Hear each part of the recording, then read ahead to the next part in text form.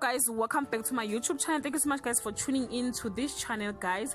This is the very sad news. I've been asking myself, where is Lishole and his father?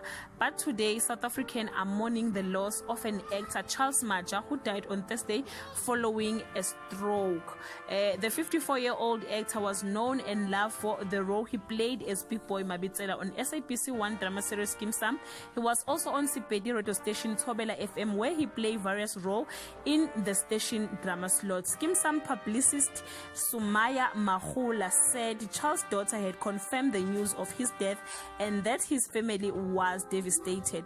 Through his role on Skeem Saam, Charles stole the heart of South Africans, and many whom admitted he was the reason they were loyal viewers of the show. Guys, yeah, this is the very bad news, guys. I really fall in love with Ntate Mabitsela, guys. His acting skill was beautiful, guys, and yeah, it was the first time I saw him on TV, if I'm not mistaken. Yeah, but okay, guys, may his soul rest in peace and condolences to his family, guys. Till we meet again, I love you so much, guys. Bye.